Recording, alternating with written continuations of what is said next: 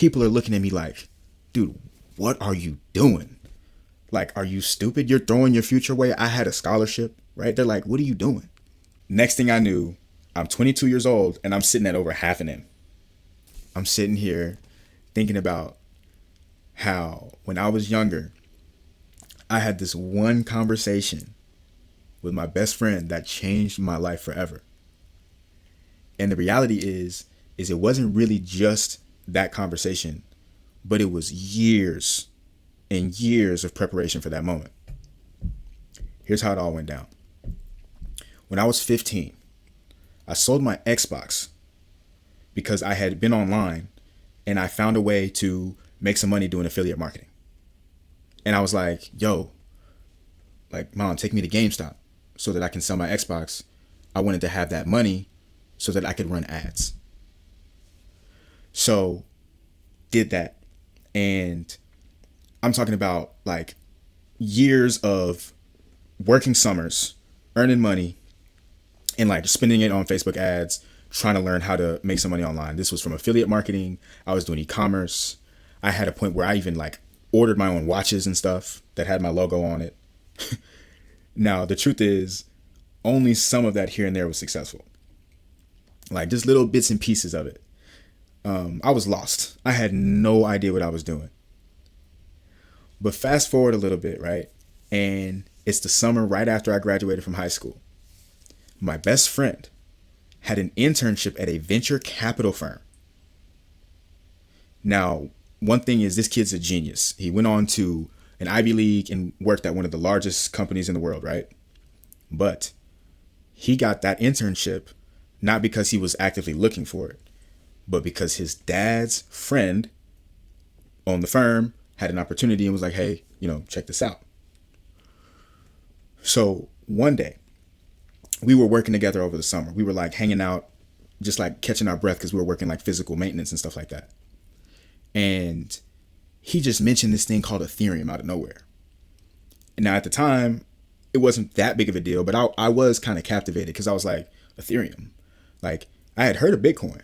I didn't know anything about it, but I had heard about it. And, some of us back then might have used it here and there, but didn't understand anything about it. So when he mentioned Ethereum, I was like, Ethereum, like, what is that? And we just started like going deep on it. Like I really was like all the way in.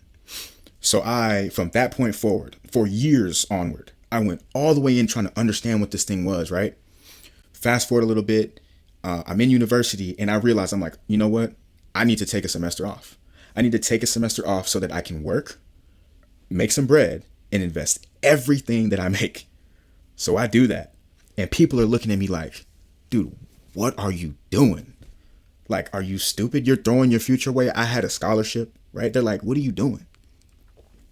And I remember just being like so confident in a way, like eventually I'm at home for like 6 months working at a restaurant, by the way, like just trying to make some paper, like whatever I could make and put into this market. Now, this is like the bottom of that market going into 2019. Fast forward a little bit and now it's 2021. Everything changed. And next thing I knew, I'm 22 years old and I'm sitting at over half an M. Now, I just started thinking about this and I was like, this all came back to that one conversation. But really, it wasn't just that conversation. It was the years and years of preparation that I had coming up to that moment. Everyone talks about how your network is your net worth.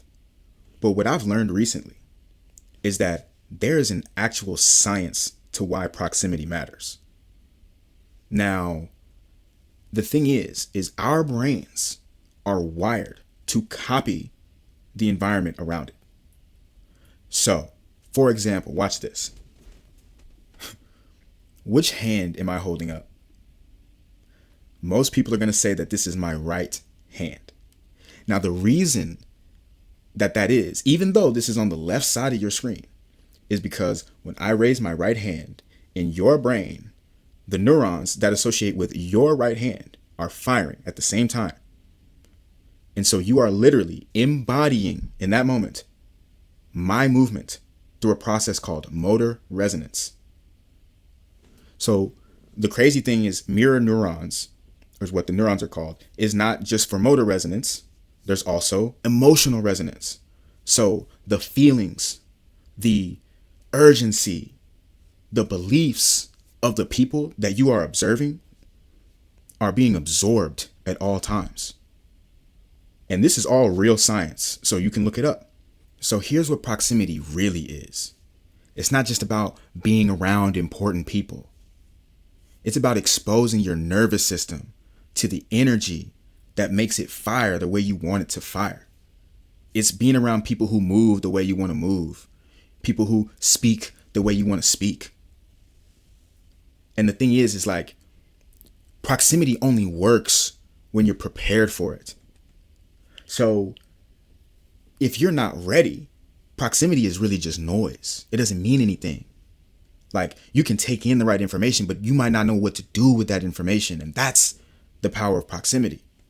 It's preparing your values, your mindset. It's the way that you have that hunger, that ambition, that curiosity. That creates the proximity, because then that same energy that you're putting out is coming back to you. It's being mirrored as well.